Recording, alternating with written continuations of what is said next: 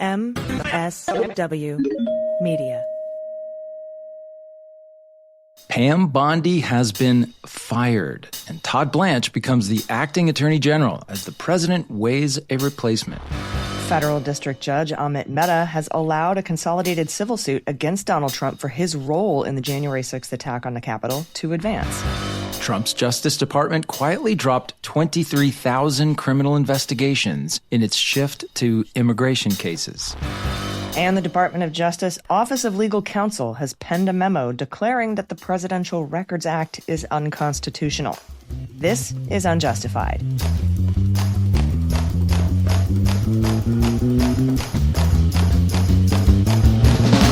Hey, everybody. Welcome to episode 63 of Unjustified. It's Sunday, April 5th, 2026, Easter Sunday. I'm Allison Gill.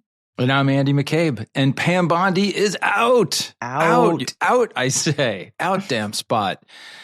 She's out as Attorney General. And wow, let's just dive right in. Carol Leonnig at MS Now had this report.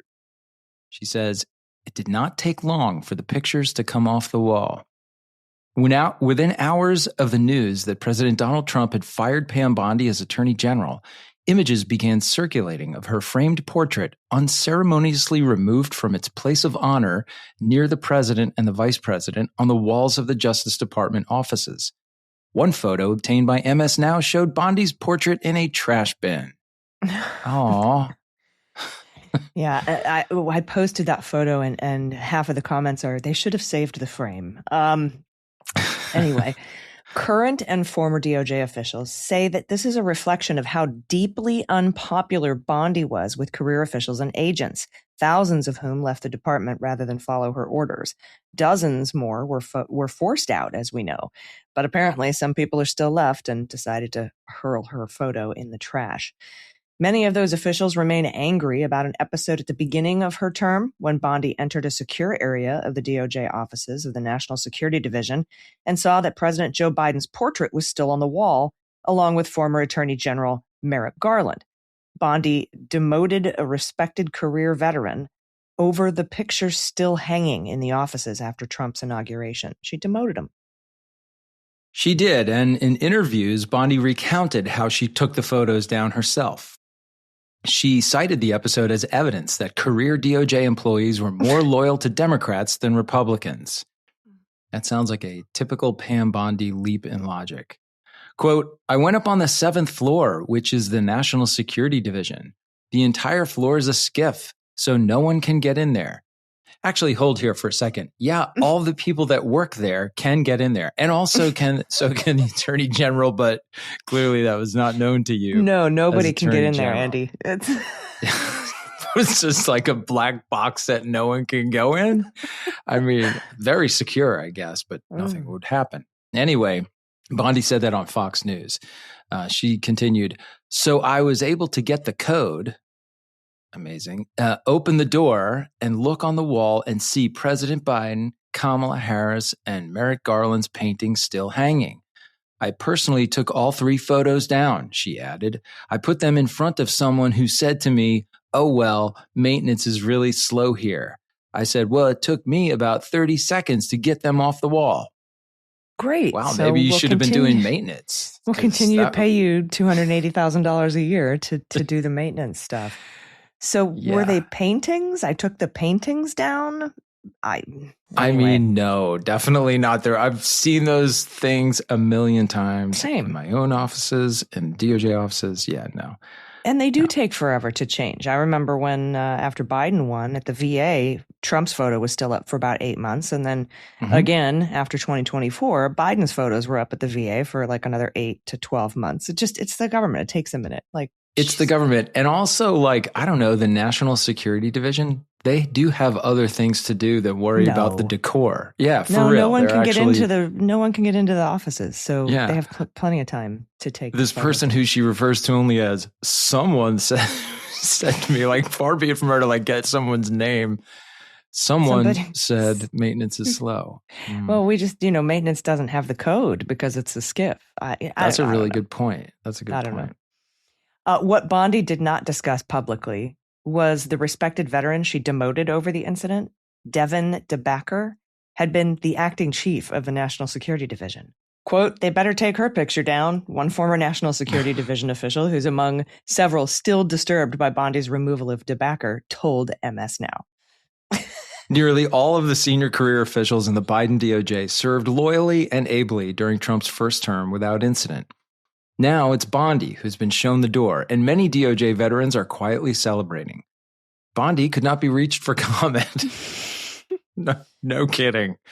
Now, check this out. This is from the Times. Pam Bondi had a pretty good idea her days were numbered. Trump had complained too freely, too frequently, and too many people about her inability to prosecute the people he hates. She was falling short of Trump's unyielding, unrealistic demands for retribution against his enemies. She had made mistake upon mistake in her handling of the Epstein files. Her critics were in the president's ear. Last month, Ms. Bondi told a friend that Trump's willingness to fire Kristi Noem from her post as Homeland Security Secretary meant she might be in jeopardy too. But Ms. Bondi had not expected Mr. Trump, the man responsible for elevating her to one of the most powerful positions in the country, to drop the curtain quite so soon, according to 4 people familiar with the situation. On Wednesday, the 60-year-old Ms. Bondi, downcast but determined, joined Mr. Trump for a glum crosstown drive to the Supreme Court, where they watched arguments in the birthright citizenship case. In the car, Mr. Trump told her it was time for a change at the top of the Justice Department. Ms. Bondi hoped to save her job, or at the very least, buy a little more time until the summer to give herself a graceful exit.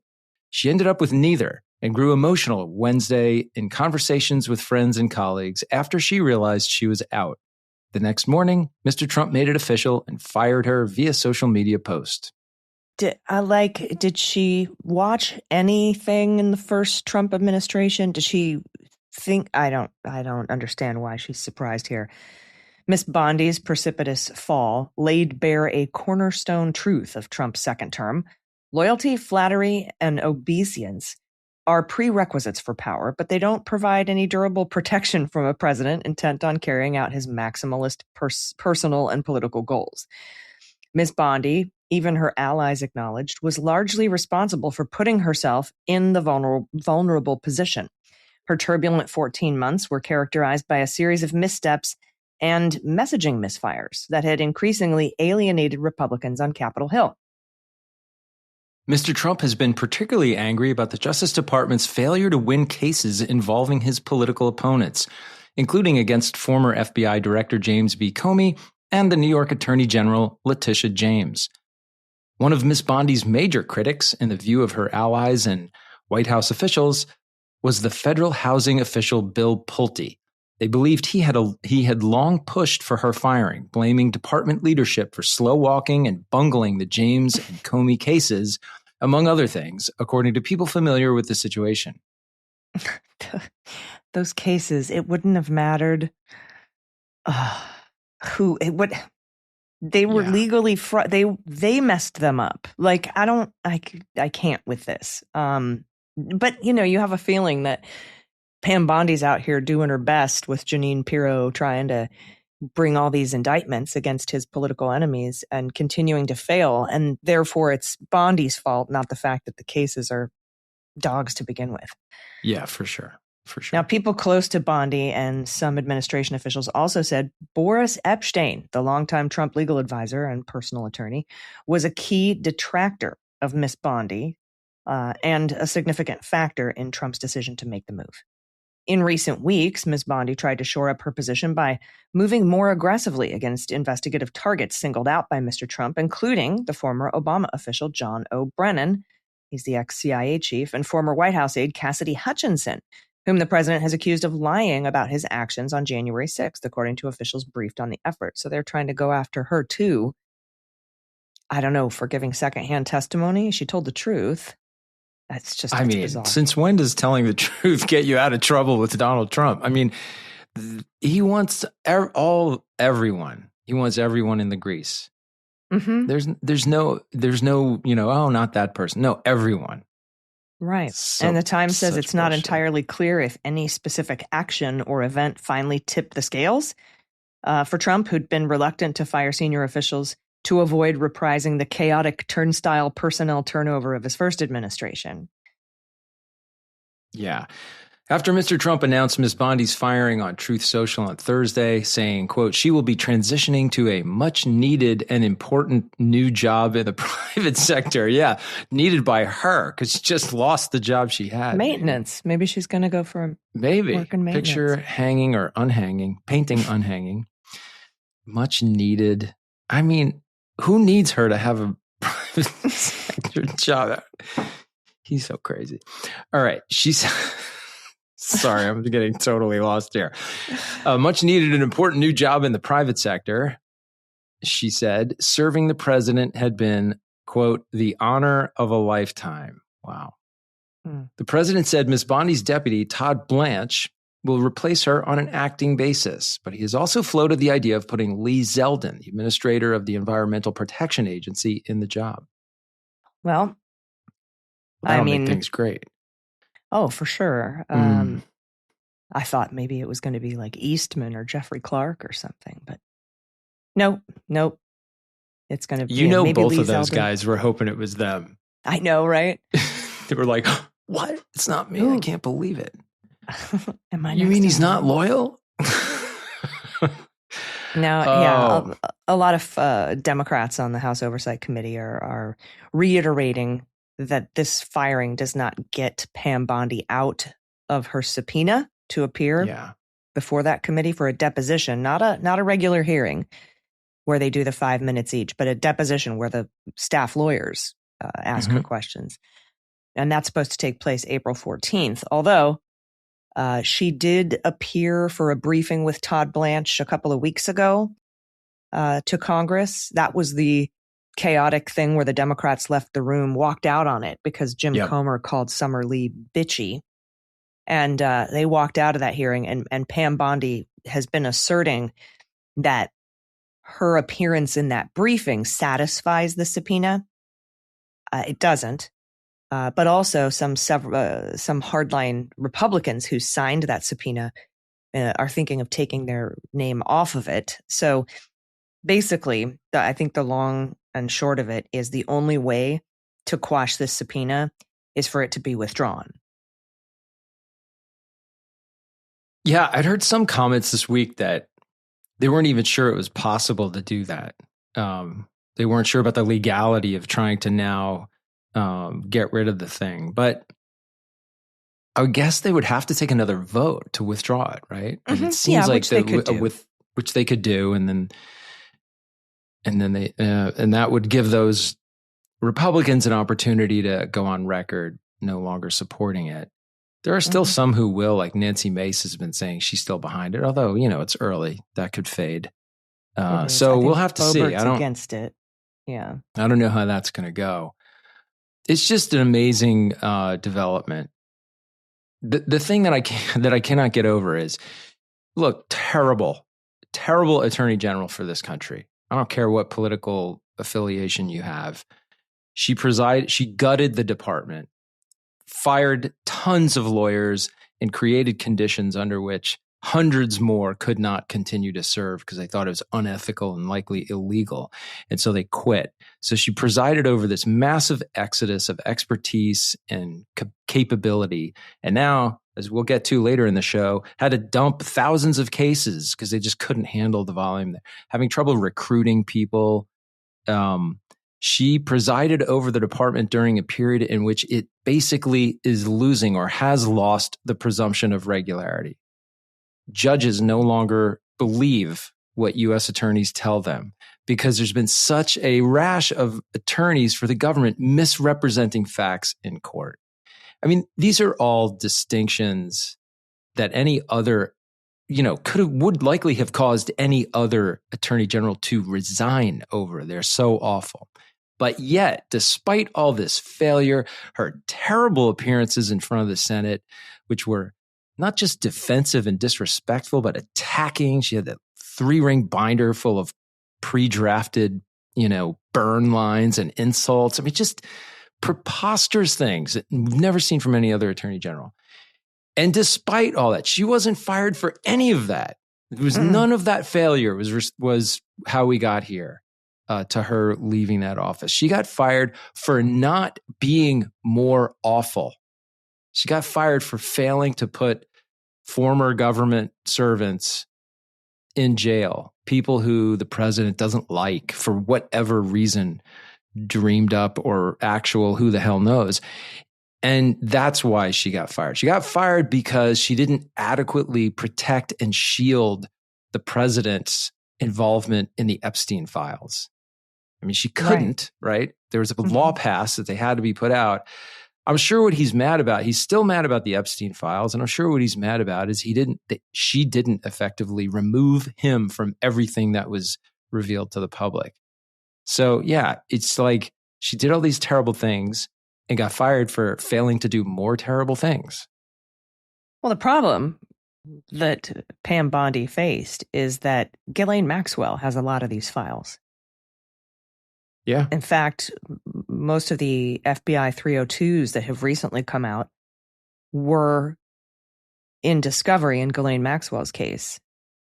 And, now that we have Todd Blanche as our interim attorney general, the person who probably went down to have an interview with Ghislaine Maxwell to make sure she wasn't going to release any of those things, I feel like maybe their hands were forced on that. Because she had them, and she's angling for a pardon. And she did get moved to a very low security facility and had her sex offender status waived and got her out custody status. And, meanwhile, these things are coming out little by little, and it's negatively impacting the president. And he's going to blame Pam Bondi, even though I don't know if he knows that these might have been forced by Ghislaine Maxwell. I have no idea.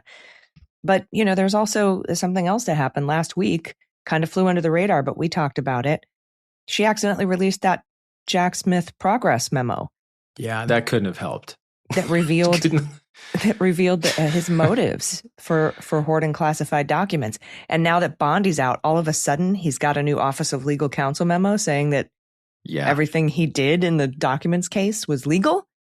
I mean, the timing is very auspicious, but she does have the dubious distinction of being the first attorney general fired by a convicted felon.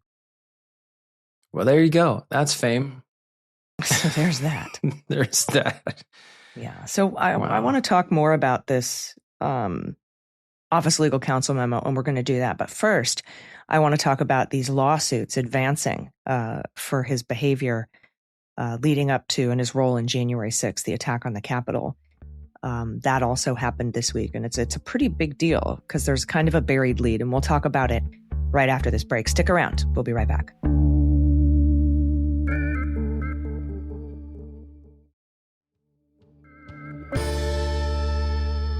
Hey, everybody. Welcome back. So Donald Trump could still be on the hook for his actions on January 6th. Although we know the criminal case brought by Jack Smith is dormant, the consolidated civil cases against him brought by lawmakers and police officers that were there that day have been given new life again this week. The Post reports that U.S. District Judge Amit Mehta ruled on Tuesday that Trump's remarks at his Stop the Steal rally, held on the Ellipse near the White House shortly before the siege began, plausibly were inciting words that are not protected by the First Amendment right to free speech. The Republican president is not shielded from liability for much of his January 6th conduct, including that speech and many of his social media posts that day, according to the judge. But Mehta said Trump cannot be held liable for his official acts that day, including his Rose Garden remarks during the riot and his interactions with Justice Department officials. Quote, President Trump has not shown that the speech reasonably can be understood as falling within the outer perimeter of his presidential duties, Mehta wrote. The content of the Ellipse speech confirms that it is not covered by official acts immunity. The decision is not the court's first ruling that Trump can be held liable for the violence at the Capitol, and it is unlikely to be the last given the near certainty of an appeal. But the 79-page ruling sets the stage for a possible civil trial in the same courthouse where Trump was charged with crimes for his January 6th conduct before his 2024 election ended the prosecution. Now, Judge Mehta previously refused to dismiss the claims against Trump in a February 2022 ruling. That's how long this has been going on. My God. Yeah, a ruling that Trump was not entitled to presidential immunity from the claims brought by Democratic members of Congress and law enforcement officers who guarded the Capitol on January 6th. In that decision, Mehta also concluded that Trump's words during his rally speech plausibly amounted to incitement and were not protected by the First Amendment, same as here.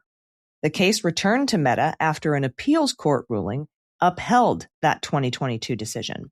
He said Tuesday's ruling on immunity falls under a more rigorous legal standard at this later stage in the litigation. But there's a buried lead here.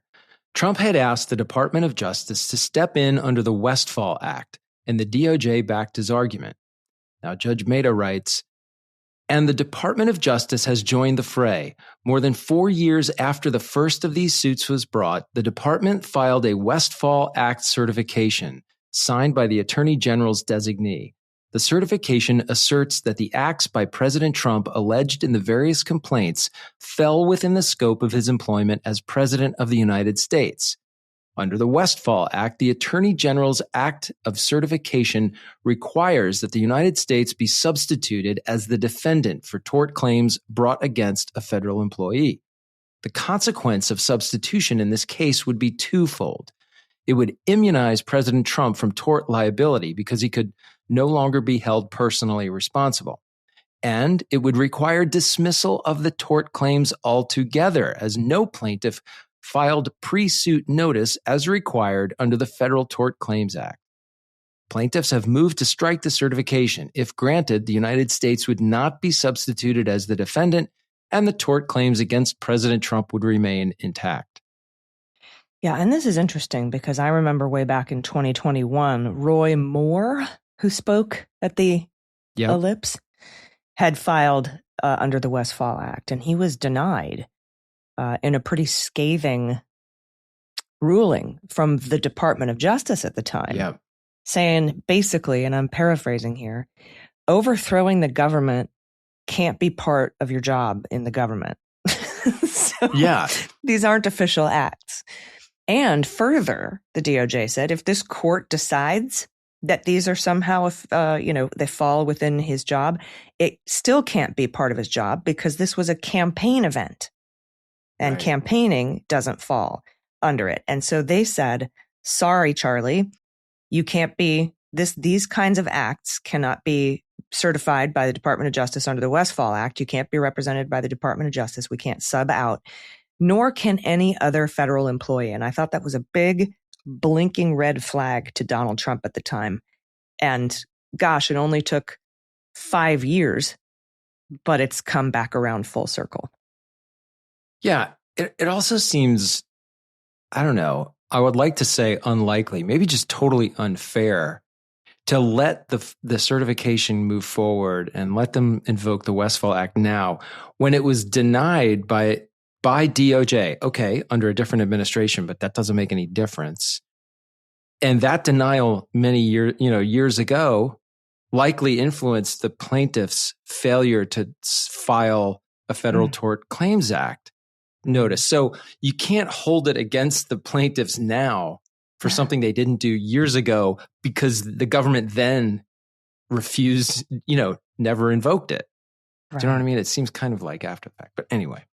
Yeah. And all things being equal, it simply doesn't fall under the Westfall Act. These are non-official acts. And so he said, if we grant, because the plaintiffs filed to strike the certification, and the judge said, if granted, the U.S. would not be substituted, and this case would remain intact. And he concludes, quote, campaigning to attain that office thus is not an official function of the office. And importantly, an incumbent president's interest in winning re-election have the same purely private character as those of his 74 challengers. If conduct in pursuit of retaining office is not an official function and is of a purely private character, then such conduct likewise is neither the kind of act an incumbent president is employed to perform, nor one that bears any relationship or nexus with his responsibilities. Put more simply, winning re-election is not a function or outgrowth of the job of an incumbent office holder. Therefore, acts in furtherance of that end will fall outside the scope of employment under District of Columbia law. So he's not going with you can't, overthrowing the government can't be part of your job in the government. He's not going with that, the old DOJ Roy Moore decision. He's going with this is a campaign speech. And sorry, that's not official acts. Yeah. He says, therefore, Trump's motion for summary judgment is denied. He also denied Trump's motion to reconsider on First Amendment grounds. The plaintiff's motion to strike the government's Westfall Act certification is granted, so Trump can't be subbed out by the DOJ. And Trump had asked to prevent the admission of the Select Committee's final report, and Judge Mehta denied that as well. So very big ruling in favor of the plaintiffs in this case. Very much so. And that language about the being outside the scope of your responsibilities, campaigning, really echoes in my mind with the Jack Smith indictment, right? Mm-hmm. The superseding indictment, which addressed that head on about the First Amendment question, saying that the indictment was not based on First Amendment speech for the same reason. It was based on, it's not the fraud aspect, right? The fraud aspect for sure. Yeah. Yeah, but you're right. He said multiple times in multiple filings that we covered on the Jack podcast. He was like, look, it's, you're a candidate for president in this situation. Right. And the way that he went about proving that was that in that lawsuit where Texas and other Republican attorneys general sued to overturn the election in blue states, Trump intervened. And he intervened as a private citizen, as a candidate for office. Yeah, that's right. That's right. And Jack Smith was like, you can't have it both ways, bro. Yeah. Again, I'm paraphrasing. Anyway, we're going to keep an eye on these lawsuits because, boy, it's been 5.5 years since they were filed. It's gone up and down because Trump filed an interlocutory appeal on immunity grounds, as he has the right to do. And that ate like a year off the case. But now it's back in full swing and it's able to go forward. It will get appealed again, right? But this is the post-interlocutory appeal. And there's many huge hurdles. Even if we get past the appeals of this, there's still huge hurdles. So the whole idea of a president having to sit for deposition and having to defend himself in a civil suit while he's president, something the courts kind of don't look favorably upon. But gosh, at this pace, he could be gone by the time that stuff happens, if it ever happens. So who knows? There's a lot more to come with this. Yeah, man, these cases take years. They really, really take years and years. Yeah. So we'll keep an eye on it. All right. Remember when I talked about the Presidential Records Act and how Trump's handpicked 37-year-old Office of Legal Counsel has written a memo saying that it's totally unconstitutional? That's up next. Stick around. We'll be right back.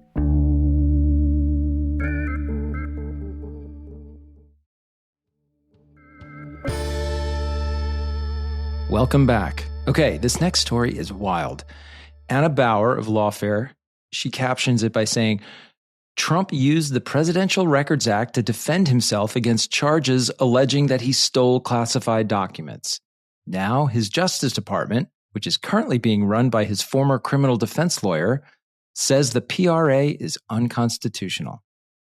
Yeah, from the Post, the Justice Department has concluded that a federal law requiring the preservation of presidential records is unconstitutional, which could effectively permit White House lawyers to try to set their own voluntary presidential record-keeping policy and potentially upend decades-old legal precedent established in response to Richard Nixon's effort to keep control of records upon his resignation from the Oval Office. The Justice Department's Office of Legal Counsel, which is tasked with serving as a legal advisor to the U.S. Attorney General and the executive branch, the same Office of Legal Counsel that penned the memo that says you can't indict a sitting president, issued an opinion this week that the law, known as the PRA, Presidential Records Act of 1978, exceeds, quote, Congress's enumerated and implied powers, and it aggrandizes the legislative branch at the expense of the constitutional independence and autonomy of the executive, unquote.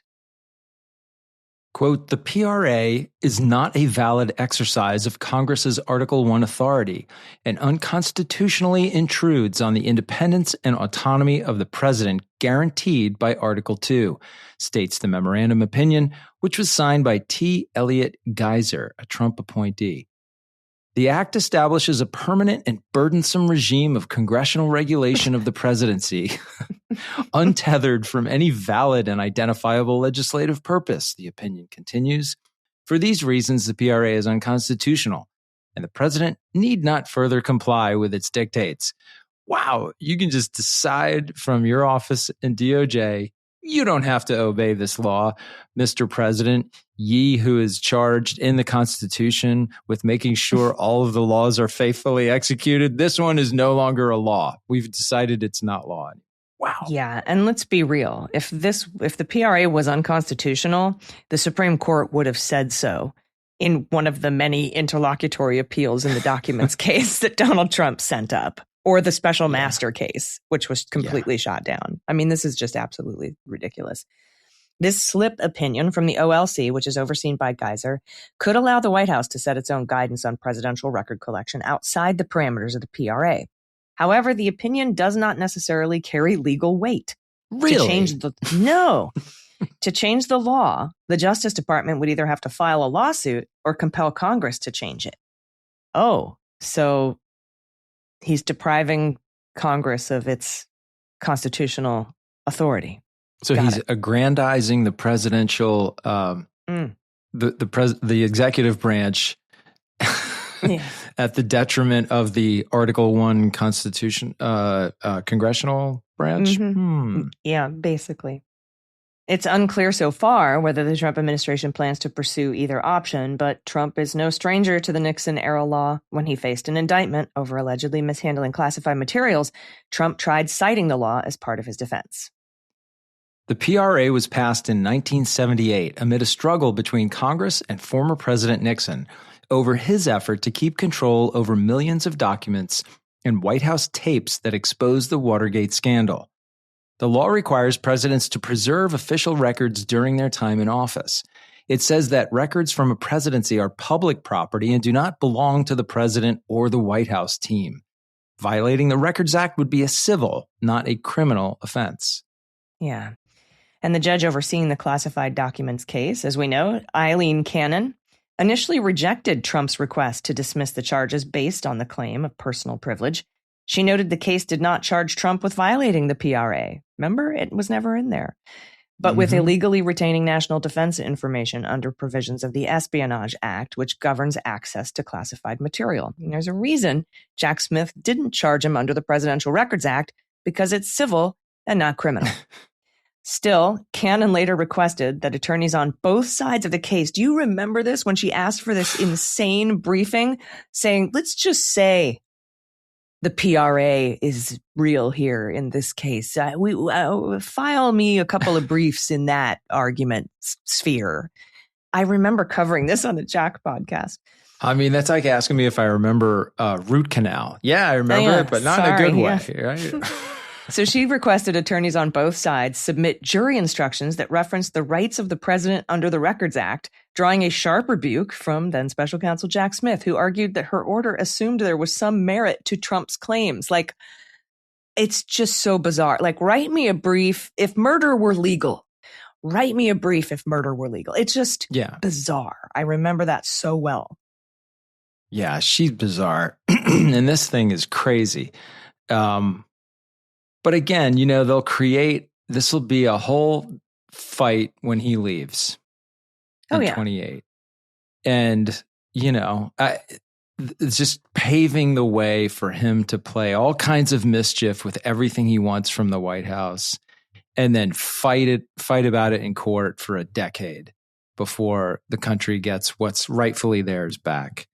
I would assume, too, if this OLC opinion holds water, I guess that obviates the requirement to preserve records across the entirety of the executive branch. Like, it's not just the president that has to comply with these restrictions, as every senior officer, and when you're in a particular level in your agency and above, you all have all these same requirements where everything has to be preserved for the archives. Your notes from telephone calls and meetings, and it's the nation's way of preserving the actual records of its own history.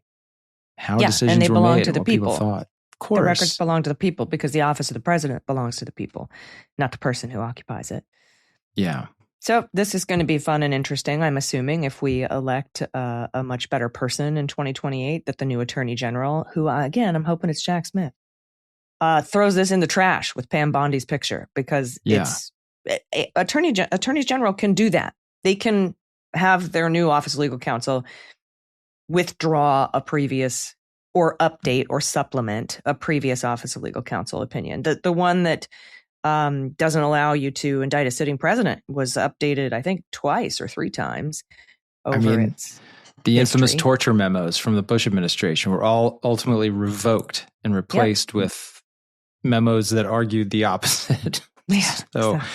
Yeah, it can happen. Yeah. So we'll keep an eye on this as well. I think this is hopefully, if we vote right and are allowed to vote right, this will be put into the dustbin of history, the literal dustbin of history. Yep. All right. Up next, hit me in the head with a bat. Stick around. We'll be right back.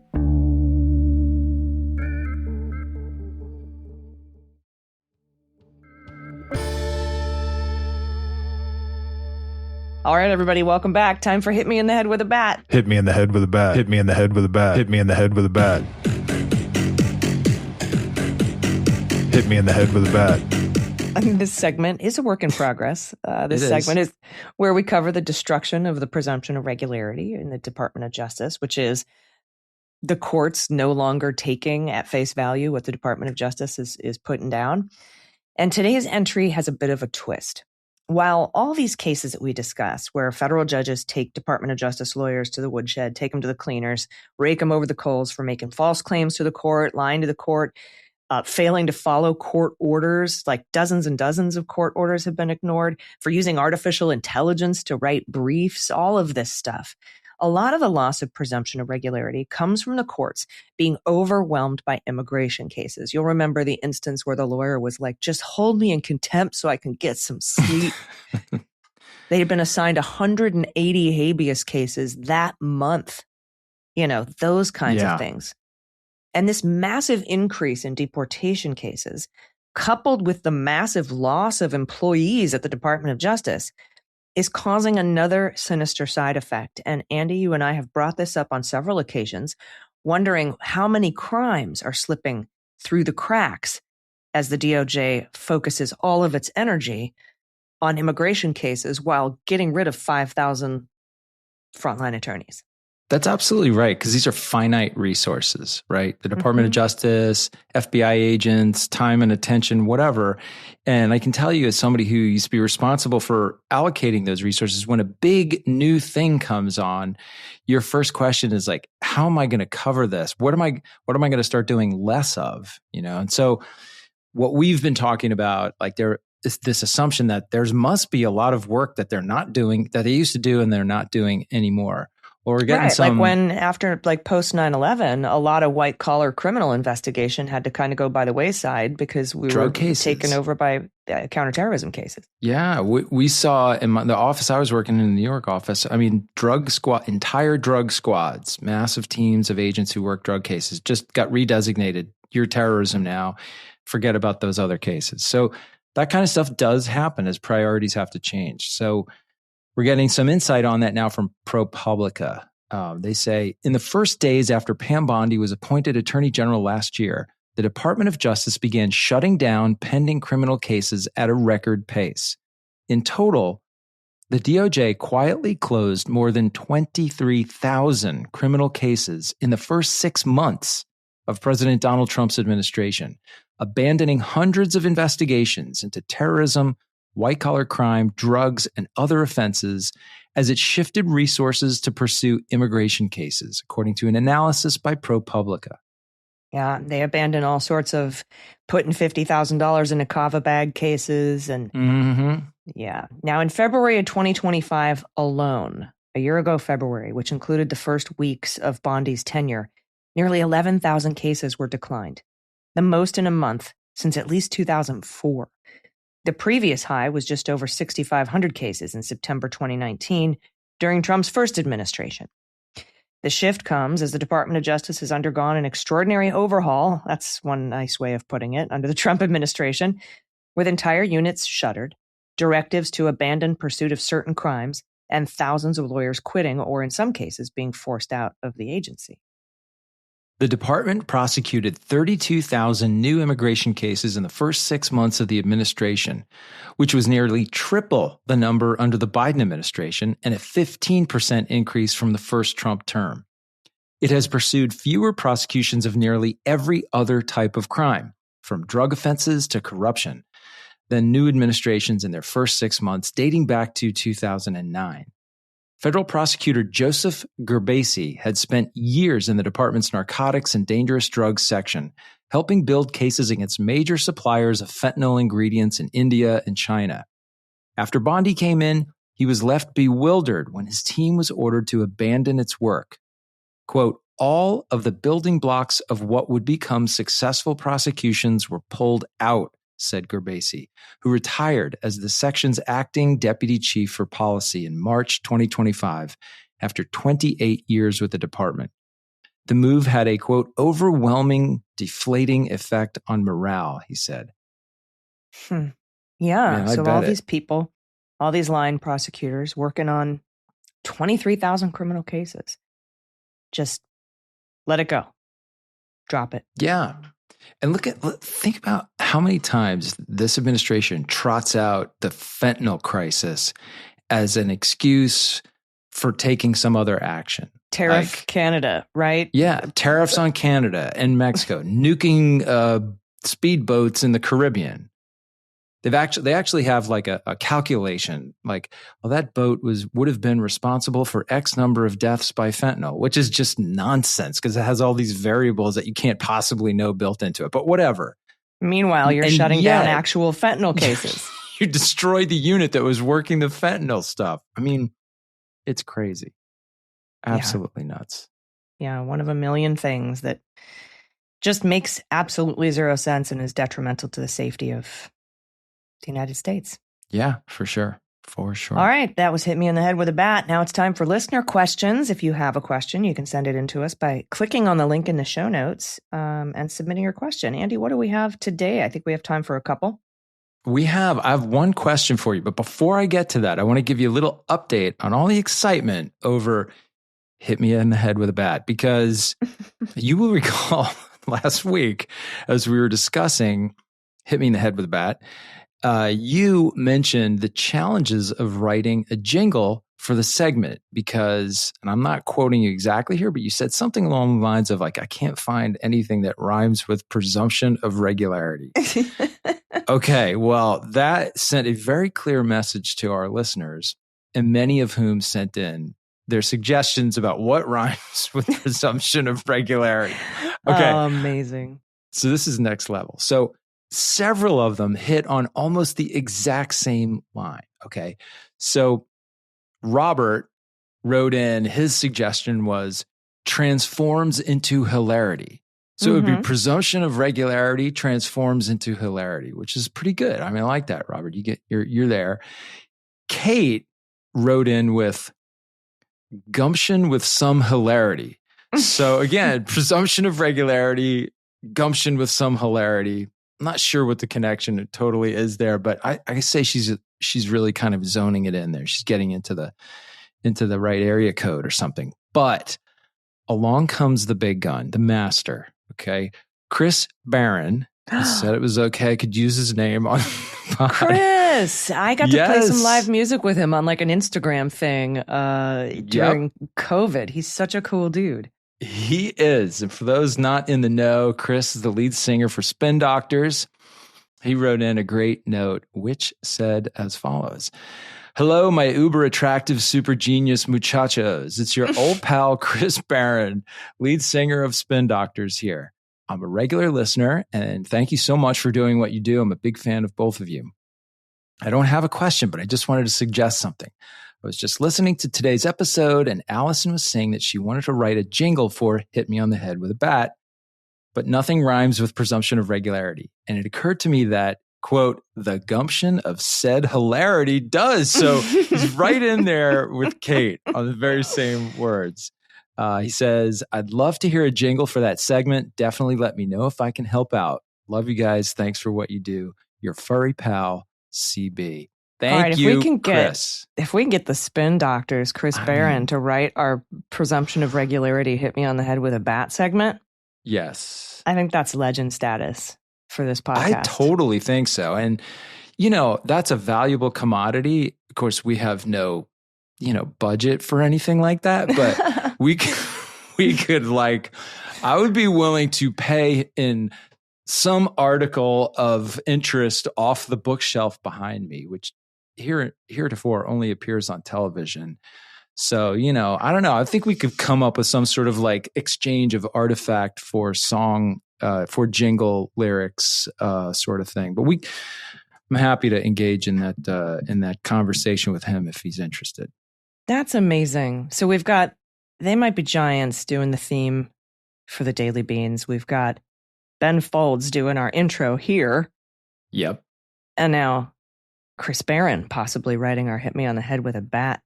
We're killing it. We're absolutely killing it with all these great friends that we have. Incredible. And all the wonderful, less known listeners, but loyal, creative people sending in names and potential rhymes. It's awesome. Reading that thing every week is terrific. All right. I was pretty impressed with our producers. I'm Coming to the Cottage remix. That was pretty great. For real. Anyway, that's so cool. All good. Thank you. And all of our listeners coming up with the hilarity and this is just really so spent cool. some time on it. And I should say Kate actually sent it in and then sent in another one saying that she had woken up in the middle of the night and realized that she didn't have enough syllables in the lines. So she edited it a little bit. I was going to say, syllabically, it's right on point. Yeah, she really spent some time on that. So awesome. Big up to Kate and Robert as well. All right. So should we move on to our question for the week? Yeah, let's see. What do we got? All right. So this comes to us from someone known as Avid Listener. Hello, AG and Andy, longtime listener, first time query here. My question concerns the records DOJ provided to Congress on the classified documents case. I believe you mentioned, while it may have been a violation of Judge Cannon's order, more examples would probably be needed to make the argument that Volume 2 no longer needs to be blocked. Would DOJ employee Kash Patel's reveal of the existence of his and Susie Wiles' subpoena to Reuters in late February be considered another example? Additionally, while I don't believe he posted the actual records, by generally describing their contents, did he violate 6E? Sincerely, Avid Listener. That's a really interesting question. You would think he probably did, because it's certainly the kind of thing he would do. And he might have done it many times with respect to the cases that he oversees. That's all possible. I don't have any evidence of that. But in this case, since he was the recipient of the subpoena, he is the only person who is not bound by confidentiality of 6E. It's a weird thing. So if you get subpoenaed to the grand jury, the grand jurors can't talk about what you said in your testimony. The prosecutor can't speak publicly about it. They're all bound by 6E. Of course, your attorney can't speak about it because they are bound by attorney-client privilege. But you, the witness, could walk out of the room, stand in front of TV cameras, and tell the world exactly what questions you were asked, because the witness is not bound by 6E, which I'm just going to say, without any further clarification here, that's a really interesting strategy for someone who gets reluctantly subpoenaed in front of a grand jury in an illegitimate investigation and would have to go in and testify or take the Fifth Amendment or whatever. Maybe that person would then just come out of the testimony and tell the world exactly what happened in there. I don't know. Stay tuned. Anybody, let's say hypothetically, a former deputy director of the FBI were subpoenaed in a criminal investigation. So that person is allowed to tell, let's just say for hypothetical sake, a podcast network owner that they were subpoenaed because it's their story to tell. Is that what you're saying? That's a pretty crazy hypothetical that you've come up with there. But I mean, hypothetically, not in the real world, but strictly hypothetically, basically, yeah, that's what I'm suggesting, that that could happen. You never know. It's a crazy world. Who would have thought all these crazy things would have happened? that one might be next or somewhere in the future. You never know. Well, if you hear anything like that, let me know. I'll keep my ears open. I will. I mean, it's such a weird scenario, though. It's just so far out in left field. I can't imagine it, right? I don't see it ever happening. Can't imagine it. Who would do such a thing? Well, you never know. And scene. That's our episode of Masterpiece Theater here at the end of Hit Me in the Head with a Bat. Thank you so much. And thank you for your questions. So very thoughtful. Always thoughtful and meaningful. We always get I get a jolt, like a lift. I'm heartened when I read these questions that are sent in to us. Again, that link is in the show notes for you to click and submit. And as we're building up more and more questions, we might be moving closer and closer to an entire questions episode coming soon. So heck yeah, we'll keep you posted on that. And that's the show. Do you have any final thoughts as we get out of here on the last day of Pam Bondi's? Actually, she's going to be there for another month, but they're already throwing her. Which is crazy. Why you stay, girl? You got fired. Go on back to Florida. Have the spring down at home. I mean, like, really? Oh my God. But it does raise the question of, like, not who replaces her, because I'm less interested in that, but who gets fired next? Because he broke the seal with Kristi Noem, and now it's like game on. He feels there are some rumors out there and some reporting that DeReamer could be next, or Lutnick. And Gabbard. Interesting. No Patel yet, huh? Patel's not. The constant embarrassments with the travel and the expenses and the whatever else he's got. I thought Patel was going to be next. But then I saw a story from The Guardian saying Tulsi Gabbard, and I saw other stories talking about DeReamer and Lutnick. Remind me who DeReamer is. I'm missing that one right now. Commerce?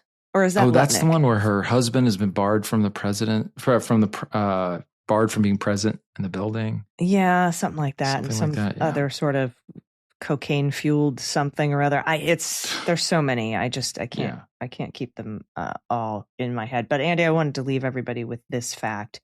Mm-hmm. Jonathan, who is a 100-and-something-year-old tortoise in St. Helena, has posted. St. Helena has posted saying not only is Jonathan alive and well on St. Helena, but during this time on his planet, he's now seen off 76 U.S. attorneys general. Wow. From the 11th Attorney General Roger Brooke Taney in 1832 to outgoing 87th Attorney General Pam Bondi in 2026. Jonathan is the great survivor. And despite online rumors, he is alive and well and eating bananas on St. Helena today. Mad props to Jonathan. I can't believe I worked for 6 of them, and I didn't count the actings, just 6 actually, fully confirmed ones. And I'm telling you, it took a lot out of me. So Jonathan being there for all those 87, that's pretty good. Yeah, that's pretty incredible. Pretty good. All right, everybody. We will see you next week. Thank you for listening to Unjustified. I'm Allison Gill.